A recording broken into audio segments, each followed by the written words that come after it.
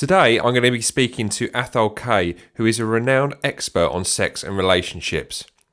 We discuss in this first of a two-part special episode, the second of which will conclude next week, how the hype and hysteria of the media is having a negative effect on intimate relationships, the unconscious nature of how relationship dynamics are passed down through the generations, and what you really need to know about fitness testing and why it's so damaging to your relationships. Hi, I'm Joe Horton, and this is Guild of Dads.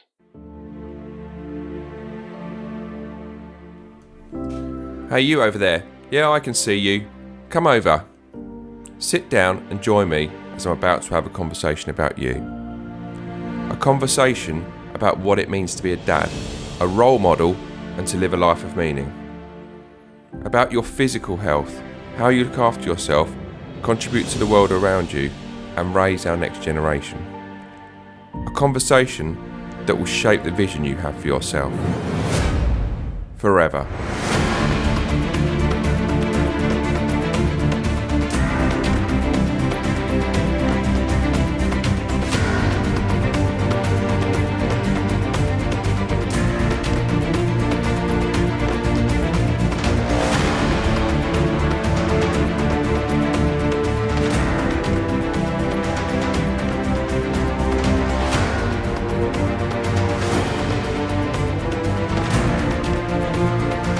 Welcome to this episode of Guild of Dads.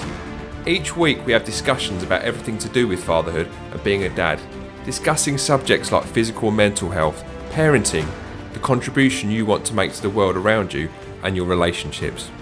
Not only do we have on some of the world's experts to talk about these different subjects, but we speak to visionary men achieving incredible things, so you can expand your own thinking about what is possible for you as a dad.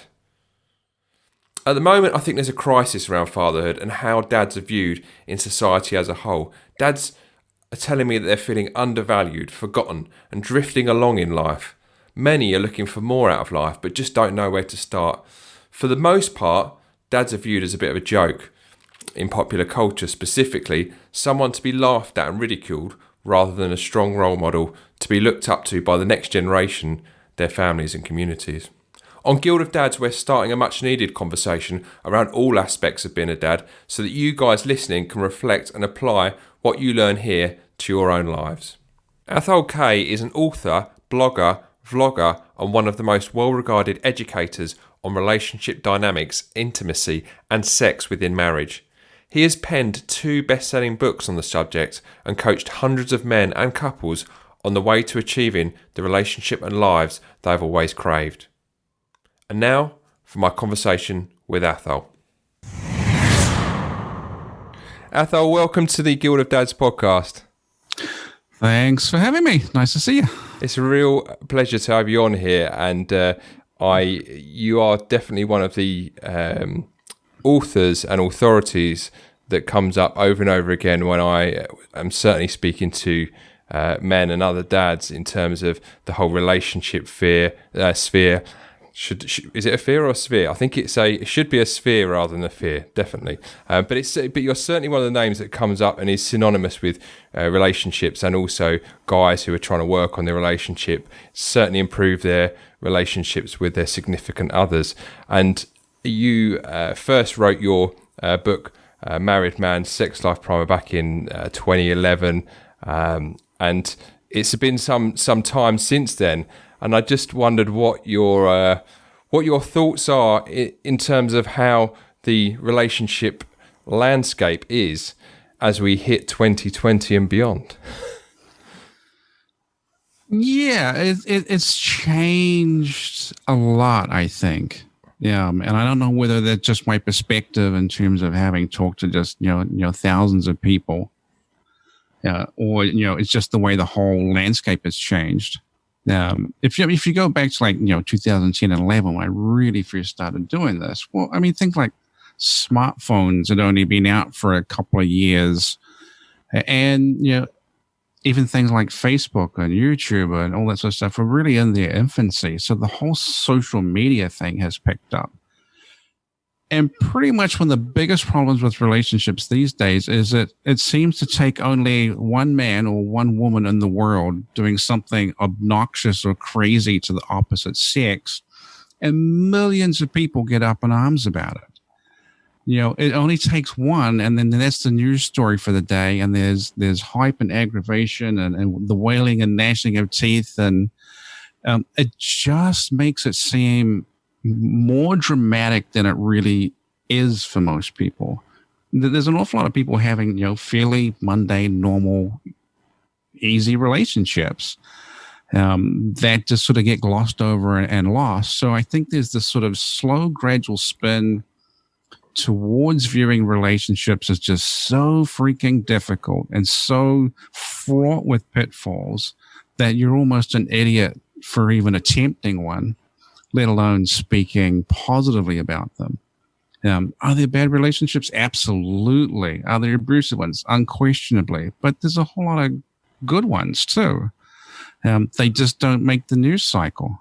The drama makes a news cycle. As some happily married couple raising a couple of kids, paying their taxes, all this, they never make the news. So I think that's one of the biggest things that changed. The hype and the drama that's come from social media is just making everything a lot harder in some ways. And do you find that with the guys that you come into contact with and coach and help, do you find that the whole kind of backlash against men that has come about off the back of it's not an intention of perhaps the stuff like Me Too and stuff, but there is a general kind of backlash against men and this kind of whole sort of toxic masculinity sentiment going around at the moment? Do you find that plays into the I won't say struggle that men have, but the dynamic around relationships and where men fall in the world and that kind of stuff? I think for a lot of guys, it's sort of, this has kind of always been there to an extent. I think there's, even when I first started writing about all this stuff, 10 years ago, there was the concern like, oh my God, if you go to a marriage counselor, you walking in the door as the enemy, you already lost the fight at home. And now you're going to go lose the fight again, fighting two women and paying for it. So I think there's always been that sort of resistance and reluctance. And to a large extent, women tend to be a little more verbal, emotionally fluid, and a lot of it comes easier to them. Not that the guys don't have emotions and can't be verbal, but it's just always something they've been a little bit reluctant to get into in terms of seeking help or finding help or whatever. Typically, by the time a guy is really reaching out to find help, it's pretty bad. They're in over their heads by that point. And to be blunt, they really don't care about Me Too or what's happening in the news or anything at that point. They just want to fix their relationship. Yeah. And a lot of them are just confused. Like, how did I even get in this situation? I'm a good guy. I went to work. I help with the kids. I cook dinner. And like, why is this bad? Why is it blowing up on me? So I think that's, once your relationship's in a bad place, that's all you focus on. You really don't care about the rest of it. But yeah, there's some hype and there's some drama about it all. Yeah. Yeah. And I've noticed in the last little while, I think that there was perhaps maybe 6-7 years ago, you had this where men spoke about women and women spoke about men, but in terms of the actual kind of the understanding by men as to how women interact and the understanding by women as to how men interact, there was kind of very much a kind of almost like an invisible barrier there, where there was both sides knew the information about their side, but there wasn't any kind of cross-pollination or kind of sharing of that information. Whereas it seems to be now that guys seem to have a lot more knowledge about how women are interacting once they've actually researched it, and women have a lot more knowledge about how men interact. And it was always, I think it always seemed to be more kind of adversarial and kind of cloaks and daggers and maybe even a little bit secretive. Whereas I think there's a lot more free, it seems to be a lot more free sharing of information, and with that common objective that, hang on a minute, everyone, if we communicate better and we know about how each other tick a lot better, then everyone's a winner in this situation, rather than it being, well, I'm not going to kind of reveal too much to you because you might have the upper hand in it. Those kind of barriers seem to have dropped away, I think, in a lot of cases now. I don't know whether you've noticed that, or they have and they haven't. I mean, again, this is all coming from the internet and social media. Both men and women can go into, woman only and male only echo chambers that not only do they not learn about anything about the opposite sex, they make it even worse. Any little thing that the opposite sex does is somehow wrong or evil or cruel or malicious, or just coming from their DNA, which is obviously completely wrong. So you can have this sort of divergent opinion of men and women from both sides, just as much as you have a coming together and a better understanding. I think if you go back, certainly if you go back to, when I was a teenager or whatever in the 80s, it was like there was just an obliviousness about what the opposite sex was like. It wasn't that you didn't like them or were adversarial. It was just like they were just completely befuddlingly mysterious. And it's only really getting into some of this stuff later on, and it's like, you do the thing where it's like you just almost wake up in the middle of the night. It's like, oh my goodness, that's why she did that thing, and you're remembering something from like 25 years ago. It's like, oh gosh, she was into me, and I glossed it over, and I didn't realize it. So yeah, everything gets very divergent. And as a really good example of that, back a few years ago, I had a forum, and on that forum there was an area that was men only and woman only, and there were couples that I had talked to face to face, done coaching with. I knew both of them, first name basis, knew their background and their story, and I could see the same event playing out in the men's area and the woman's area. And it would just got worse and worse as, it got more and more divergent. And there were a number of times where it's like, okay, I got to break in and talk to you people. I got to start emailing, you got to stop this, because, you're in these little echo chambers spinning each other horribly, and it just gets worse. Yeah. So that's just part of the problem of the way the internet works. Yeah. And do you find that, is there a reason why you think that men aren't kind of taught about the dynamics of how the opposite sex operate and how they interact?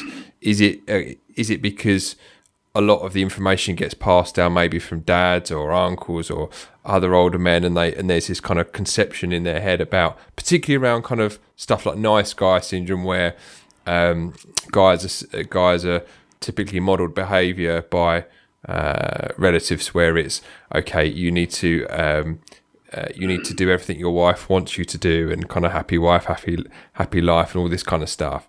Is there that kind of generational influence, if you like, at play here? Possibly. I think sometimes they were just as clueless. Mm-hmm. As I was. They were just passing on what they knew. And they're usually passing that sort of information on fairly unconsciously. Like, none of it is sort of like, oh, let's sit down and have the planned discussion about, what to do about girls or wives or women or girlfriends. It's just that was the way they were acting and interacting. That was just their expectations, and and it was good in some ways and bad in others. And they were just passing on and doing what they knew. Mm-hmm. So, if they were unwittingly teaching you to be a good little boy and to grow up into a fully awful nice guy that's utterly tortured. Okay, that's usually because they were too. Yeah. Or half their family was, and you do forget too. I mean, if you go back to, my parents' generation, they're growing up around the Second World War. So there's all sorts of things that were happening then. And the generation before them was First World War. So, never mind not having the internet and smartphones, First world problems. Well, I mean, in my father's day, he was in a new sort of subdivision that wasn't fully hooked up to the sewer line. So, I mean, flushing toilets weren't a thing. Yeah. So he slept when his grandmother came to live with him, he slept in a tent in the backyard for a couple of years. So so they're just passing on what they knew in their environment. So I don't think much of it was thought about. Yeah. It's all very unconscious. Yeah. Yeah. It was more a case of this is the norm for us. So we would assume that it's just going to be the norm for our sons because it worked for us, or you know what I mean? Yeah. But this is what everyone does in their relationships. Yeah. At the beginning, you meet someone you like, you go on a date, you go forward, boyfriend, girlfriend, you get married, whatever it is. But most people are just doing all that sort of unconsciously in terms of they're not particularly creating a strategy. They're not sitting down and saying, okay, on paper, how should this work? How should I act? They just do what they do, and you do what you do, and it works. It clicks. We have chemistry, because you do. And you don't think consciously about your relationship until it starts reaching a point where it's starting to go off the rails a little bit. And that will happen to every relationship to at least some extent. And it could happen in like the first year you're married, or the 14th or the 25th. Your unconscious plan has worked great up until the point that it doesn't. And then you're just like, okay, how does this all work? So that's... Yeah, and that's usually you're starting to truly think that when you're just not getting what you want from the relationship, when the sex disappears, when the emotional intimacy disappears, when the respect goes away, when you find yourself raking the leaves out of the gutters in the pouring rain, as everyone is inside having cups of tea. So, and it's like, why am I here? Why am I doing this? Yeah, you begin to kind of think, where have I gone wrong on some of these bits and bobs, and how did I get to this place, and how do I how do I reverse engineer it back to where it was, sort of thing. And then the more you kind of think about it, the more it kind of unravels, and people. And I was talking to someone about this the other day.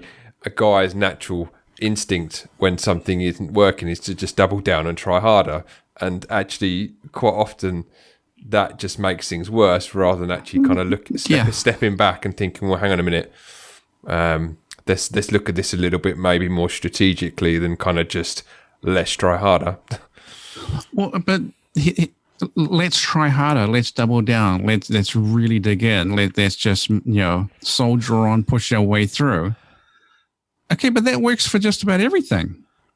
That's a really, really good plan. Let's just push harder. Let's just dig deeper.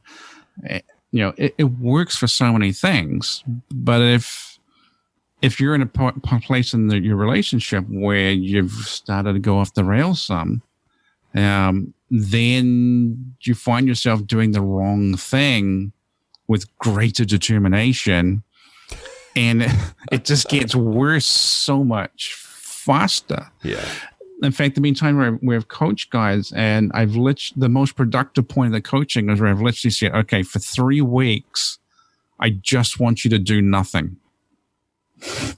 Just do nothing. Don't try and do anything fancy to make it better. Don't pick fights. Don't argue. Just do nothing. And I always get this confused look of like, this is really bizarre advice. And why am I paying someone to tell me to do nothing? I could have done that without, reaching into my wallet. But it works because if you're stopping doing the wrong thing, and everything is all inflamed, doing nothing for, a couple of weeks, lets all the inflammation go down, everything calms down. And then when you start doing the right thing, it's more receptive. Yeah. It goes a lot easier. Yeah. So yeah, we all want to fix things by just trying harder. But if you don't know what to do, then you risk making it worse. Yeah. Yeah. It's kind of like I've heard the expression before, therapy, which is like it's the opposite of therapy. It's not doing anything, therapy. So you're kind of actually just backing off completely and seeing what happens, because it's the whole thing, isn't it? The definition of madness is continuing to do the same thing and expect a different result. Yeah. Well, and that's also a problem the guys get into too. That they see their wives and girlfriends as somewhat random. Like, I did this thing one day and it really, really worked.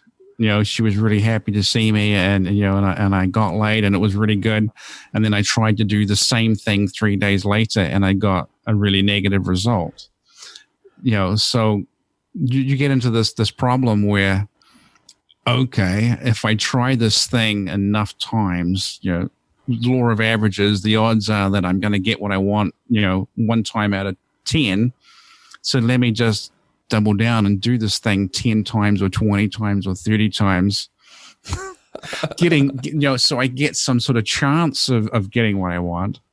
And it can make it just so much worse if you don't know what you need to do to make it happen. And this goes back to the whole thing of just unconsciously thinking about relationships. I mean, for most of us, we got really, really deep into our relationships without even knowing why it worked.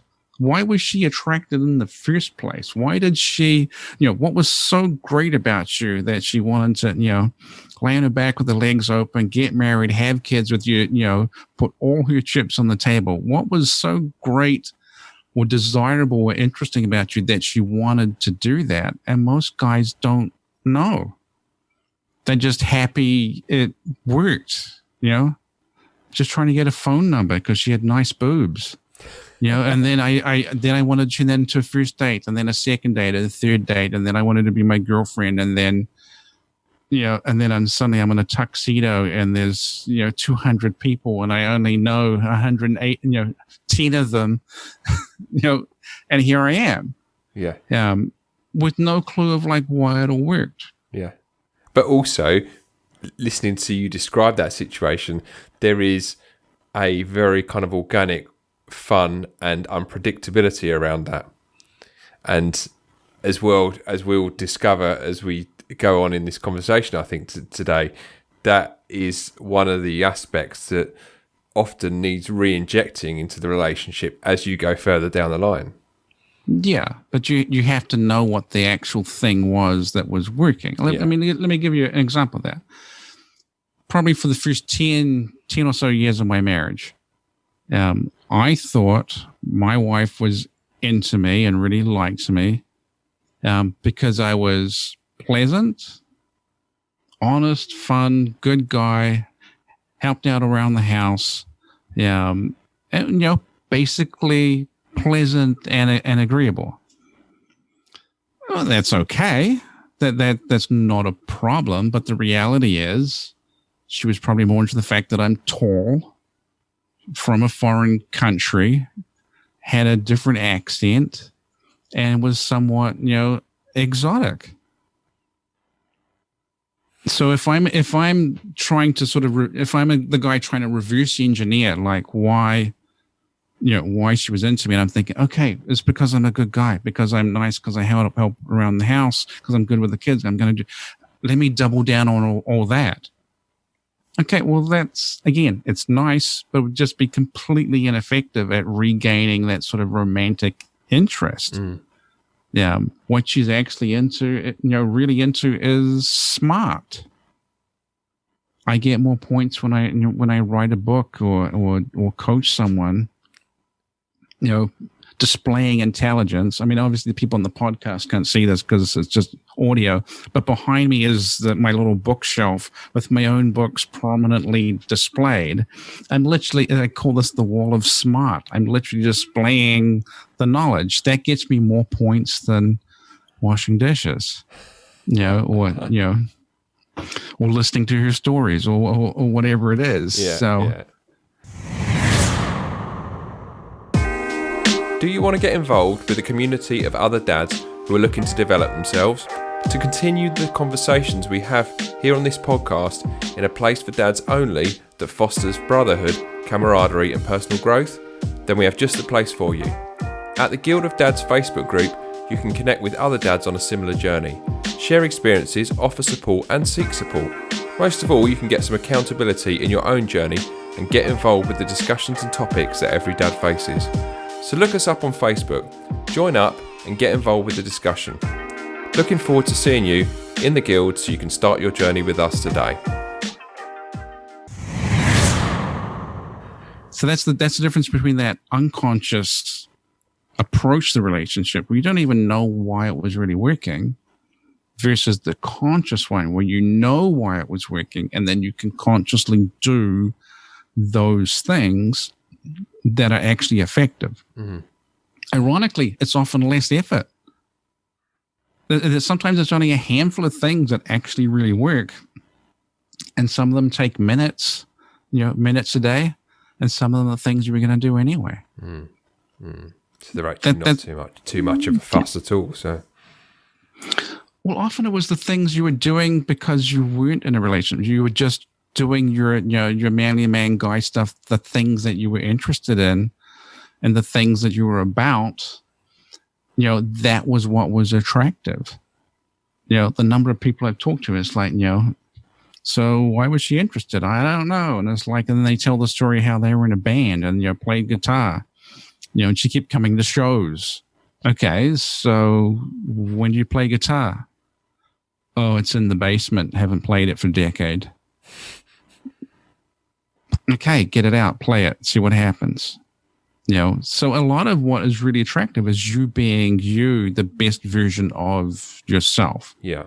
Yeah. You having the highest energy in your personality that you can have. And if you're wasting time, energy, effort doing the things that are just not effective because you're hoping that those are the right things to do, you're not spending the time and energy on the stuff that you actually want to do that is truly attractive, that is truly appealing. Mm. So sometimes there's a real balancing act of, what it is that you need to do. Yeah. And there's two things that you just said then, which I really want listeners to take away. The first is you said the very best version of yourself, as opposed to the very best version mm-hmm. of your brother, your dad, your first boss, you're someone that you've seen on TV, some amazing entrepreneur or whatever. I like the way you made a point of saying the best version of yourself, because I think the difficulty is I think a lot of guys are trying to kind of either reinvent themselves to be somebody else, or they're reinventing themselves in order to please their partners or significant others, rather than, and I think the distinction here, Athol, is that your kind of inherent attractiveness as a man is actually owning your own personality, being the best version of yourself, and not actually trying to kind of mimic or hang around other people and try and being yourself. And that is more attractive to not just the women in your life, but everyone around you. It's more, it's more, you're a more attractive generally person to be around when you're that way. Yeah, because it's congruent with you. And what I find an awful lot of is that there's a ton of advice out there, and it's basically correct that if you're going to be a guy, if you're going to be basically sort of success orientated, present, and appealing clothes and all that sort of stuff, that you're going to be fun and edgy and sort of exciting, or strong, dominant, powerful, and really direct, that that's really attractive to women. And it is. But there's a lot of guys out there that's not their strong suit. They can do it, but it takes so much sort of mental energy and effort. Like they can do it, but they can't sustain it just day in, day out forever. So there's often this thing where, guys, they read the books, the stuff online, and they try and reinvent themselves as this sort of perfect alpha male figure, and it's kind of sort of able to do it, but there's no way of sustaining it, because it's almost like they're chasing something that is sort of a fictional reality, where there's only a handful of guys that are actually going to be like that. And if the things that actually truly attracted their wives and girlfriends in the first place was other things, he was really great at music. He was, he was good at writing. He was particularly good with animals, or whatever it was that just completely floated her boat. Well, if you're spending all this time trying to be the perfect alpha male, often to appease everyone around you that's telling you that that's the right thing to do, it works to an extent, but it's not. You're not often ticking off the box that was the one thing that she was really into. So it's so there's nuance. There's nuances in your own masculinity, I think, is what you're kind of is what you're and saying, I think therefore, one of the most attractive things, just in general, two of the most attractive things is having a high personal energy level. And that's really pretty basic. Anyone that is down the dumps, depressed, doesn't want to do anything, and just basically flat. Okay, your mother doesn't want to see you. No one is into that. As opposed to someone that that's upbeat, positive, bubbly, fun, doing things. That's way more attractive. Yeah. But the other thing is, I think that's really attractive is people that have basically a really good understanding of who they are. They have decent personal boundaries, and there's that so inner frame that they're holding with themselves of who they are, what they're doing, what they're about.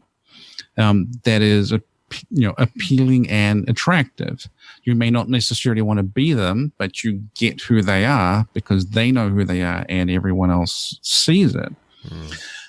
So the people that aren't necessarily perfectly success orientated or super edgy and dangerous and super fun, or the power player guys, those guys will become attracted to women really, really quickly and easily. And in fact, the task with a lot of them is to make them be, in a sense, a little more beta and take some of the edge off and be a little more pleasant and agreeable, and not just, pay attention to where they put their feet once in a while instead of stomping all over people on their road to get what they want. Yeah.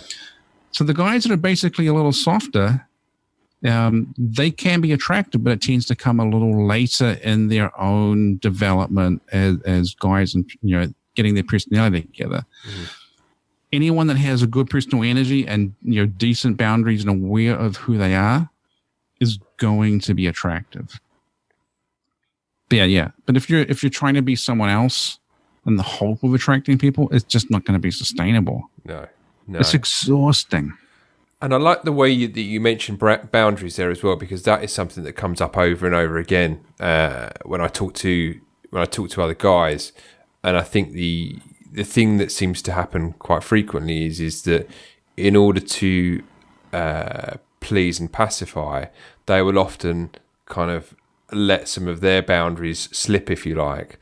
And then what typically I've noticed happens is when they start going to kind of work on themselves, get themselves in shape a little bit, and they actually kind of start saying, actually, well, I did kind of relinquish my voice over this particular matter in our marriage, but I'm not going to do that anymore. That often causes real friction because, and the analogy I often use is that it's like a farmyard where you've opened the gates and you've let all the animals run right, and then you try and all of a sudden shut the gates and put all of the animals back in their pen. It's a hell of a lot more difficult to do that once those gates have been left open for a period of time than if you were to just shut them straight away. Yeah. And And that's something that I think guys, that when they are starting to, whether they're working a male action plan or a mindful attraction plan like out of your books or any other plan, once they start coming up against that resistance and trying to re-establish those boundaries, it often gets quite disheartening for them, to put it mildly.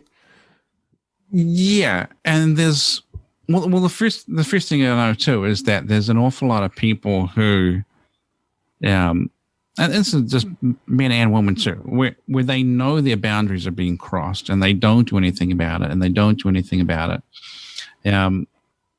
but there's often people who don't even fully realize their boundaries are being crossed until like 2 weeks later. And then it's like your head sort of snaps up and it's like, hey, they were totally taking advantage of me or talking down to me or whatever it was. And now I'm angry about the thing. So do I address it now? Do I go up and talk to them about something that happened 2 weeks ago? Are they just going to say I'm an idiot?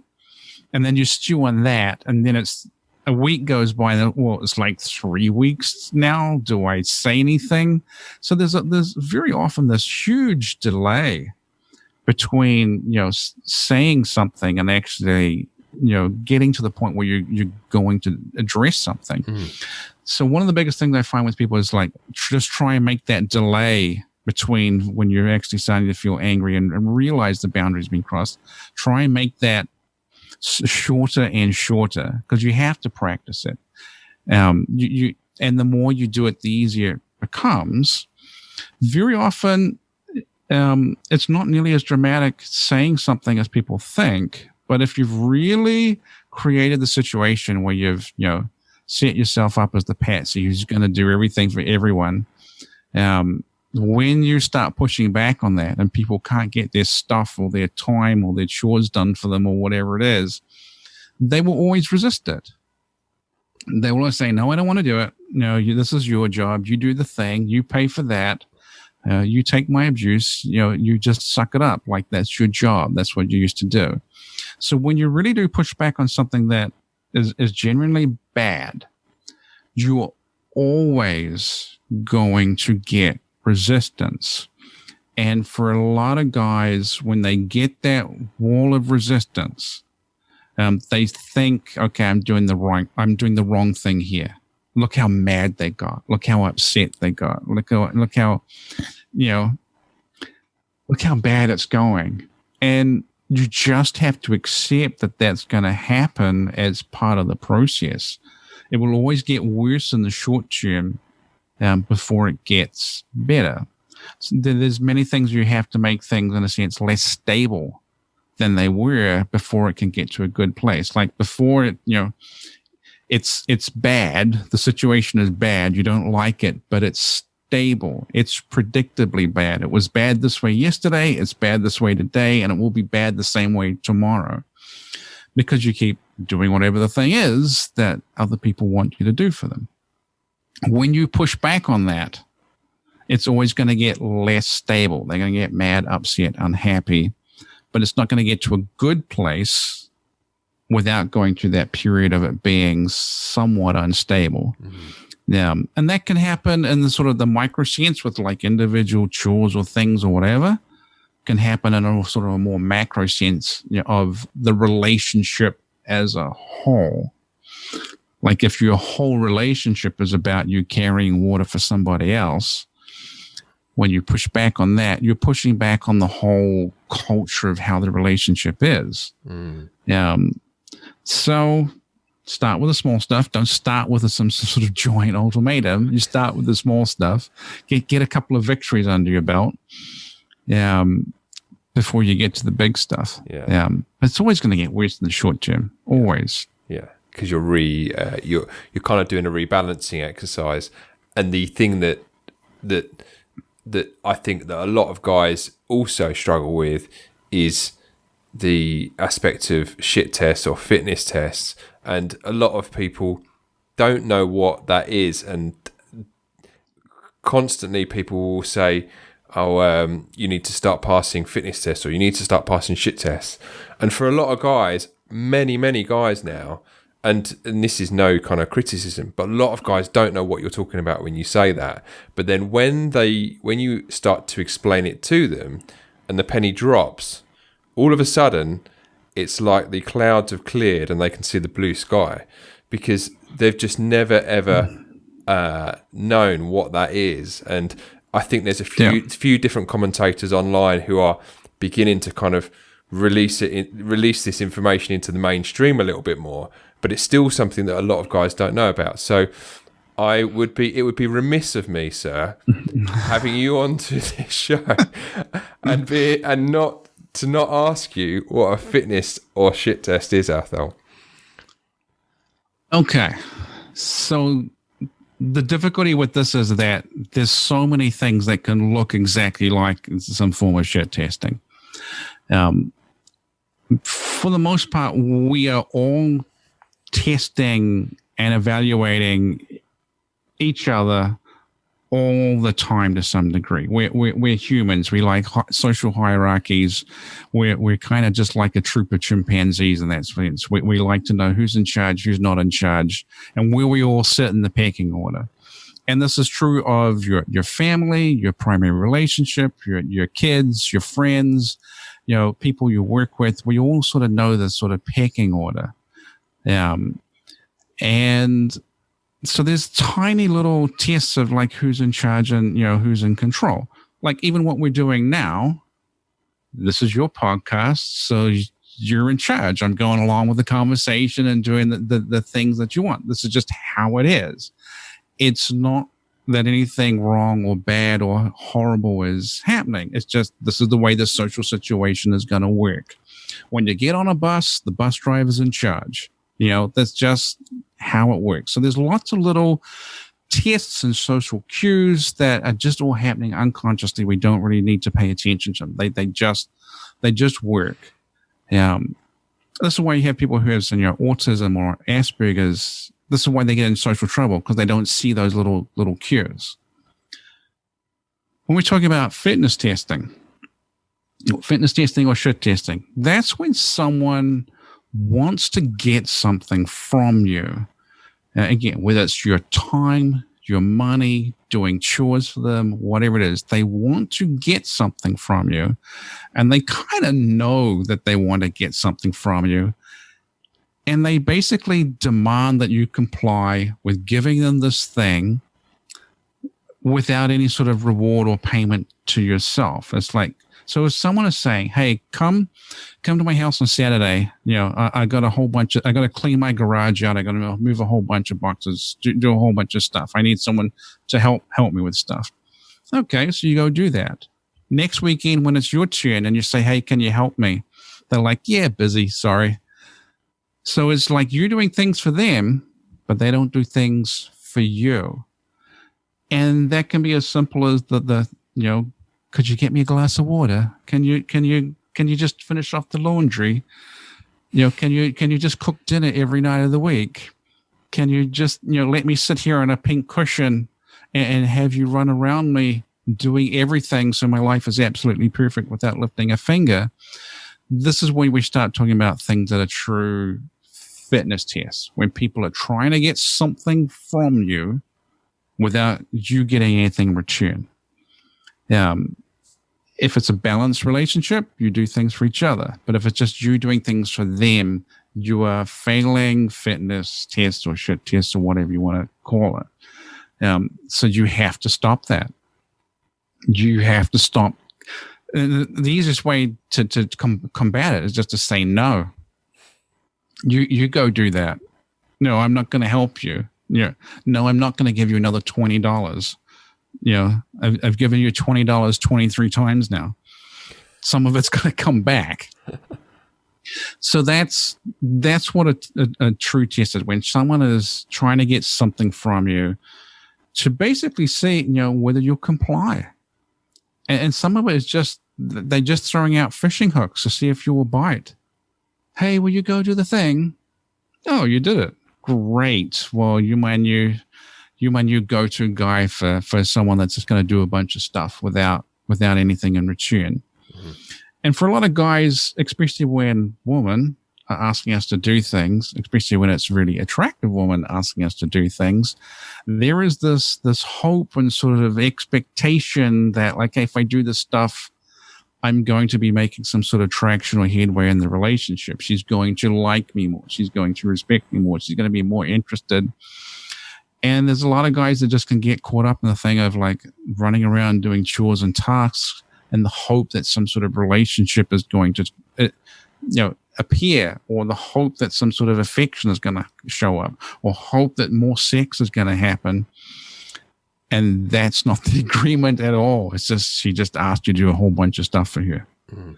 So you have to start saying no to that stuff. You have to start drawing a little bit of a line in the sand and make sure things are even and balanced. And in terms of that, how that puts your behaviour on a spectrum, if you like, Athol, if you're looking at a spectrum where you've got high value behaviour and at the top, and low level behaviour, low value behaviour at the bottom, what does that signify to your significant other or anyone if you are constantly failing shit tests on a regular basis? Where would that put you on that scale, would you say? Well, it starts giving them a message that you may not want to be sending them. So, I mean, most people get into significant relationships with a fairly equal level of sort of mutual attractiveness.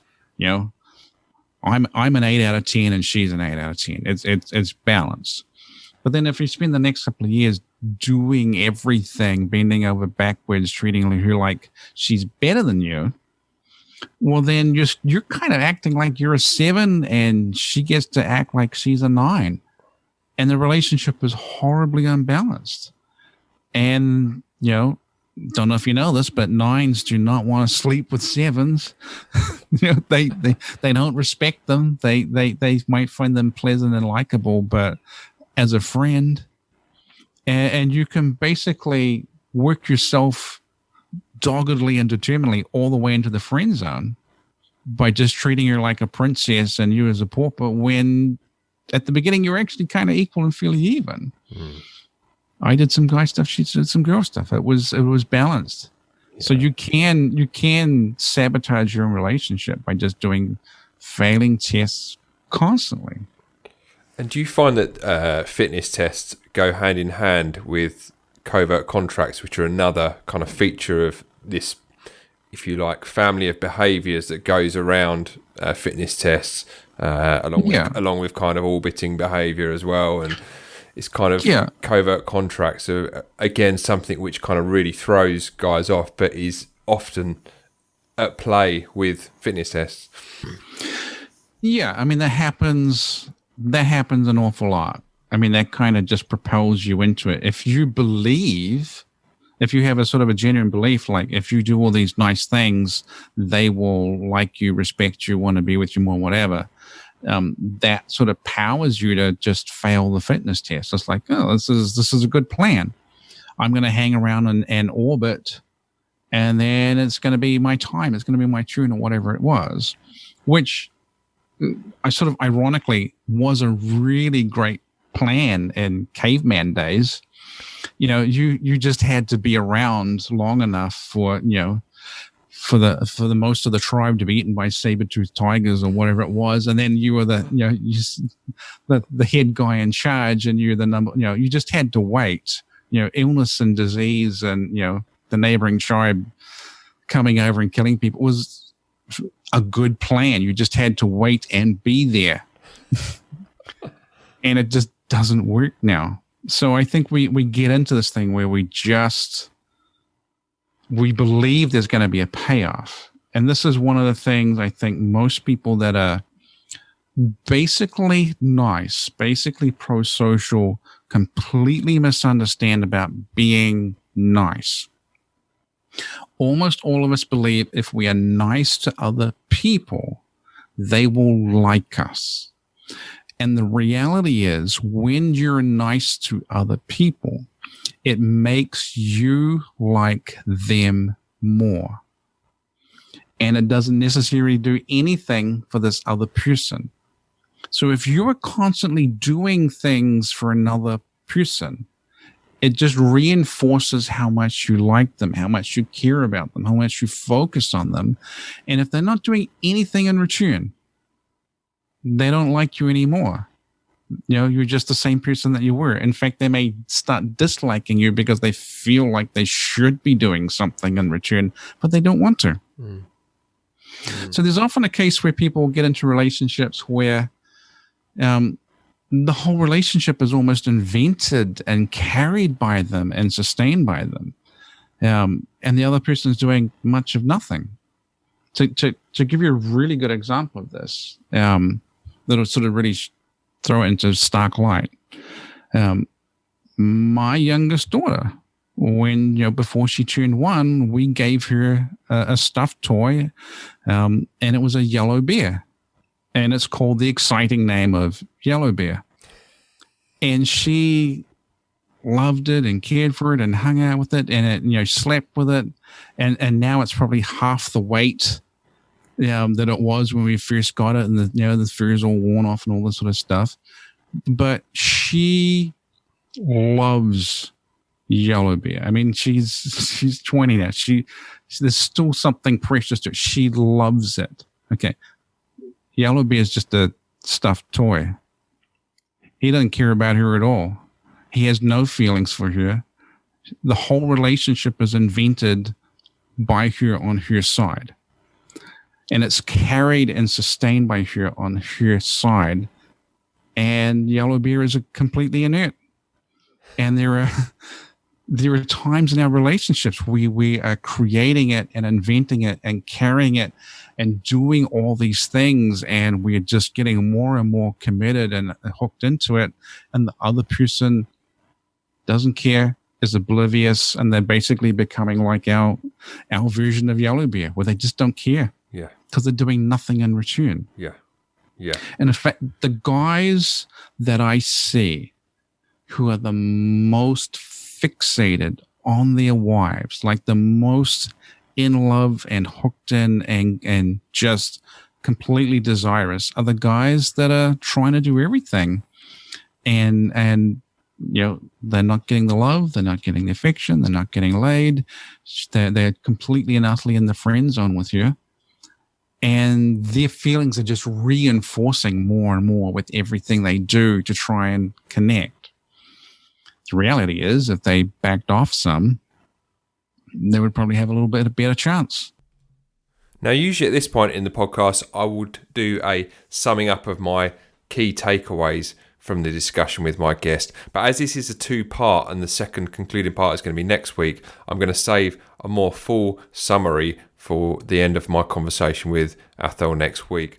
But suffice to say, we covered a lot of ground today, and I think what is the most interesting thing that has come out of my discussion with Athol is the fact that he has spent over a decade in this particular area of coaching and expertise. And what is quite telling is how much he has learnt during that period and where he sees the relationship and intimacy space being at this present moment in time. Now, I'm going to wrap up a little bit more in next week's episode, but it's certainly something worth considering. If you want to find out a little bit more about Athol, the best places to do so are on his websites, which are marriedmansexlife.com and atholkay.com. Athol is spelled Athol, and the surname is Kay.com. You can also check out his 2 books on Amazon. He has written a number of books, but these are the 2 most prominent ones that will be useful and pertain to what we've discussed in this episode, which are the Married Man Sex Life Primer and also the Mindful Attraction Plan, your practical roadmap to creating the life, love and success you want. You can hit Athol up on social media. He's on Facebook at athol.k.1, Twitter at Athol Kay, and he's increasingly putting a lot more content on YouTube. So you can check out his YouTube channel, which is Athol Kay, Life, the Universe and Someone. Check him out. He's got some fantastic content on there. So thanks for listening today. If you like the discussion that we're having on Guild of Dads and the topics that we discuss, the best thing to do is to subscribe on your podcast player of choice, whether that be Apple Podcasts or Spotify, Stitcher, Google Podcasts, whatever's the best podcast player for you, by all means subscribe. But the most important thing is really if you can share it out on social media or however you want to share it with your friends and other dads you know. It's so very, very important for you to share, even if it's a quick text or WhatsApp message or whatever, because then more dads can benefit from the information we could provide to them. And it may well be that there is a topic that comes up that you know is going to really help a dad that you know. So please share the podcast if you're digging what we're doing on here. You can also get involved with the discussion on Facebook or Twitter. The other place that you can get involved is Instagram, and our handle is at Guild of Dads on all of those social media platforms, so you can check it out. If you want to get more involved with the community and join the Guild, the best place to do that is the Facebook group. So it's the Guild of Dads. If you check us out on the Facebook page, you can scroll down there and you can find the Facebook group on there. Thanks for listening. If you want to find out more about what we're doing at Guild of Dads, then head over to www.guildofdads.com, and in the meantime, live a life of vision, action, and meaning.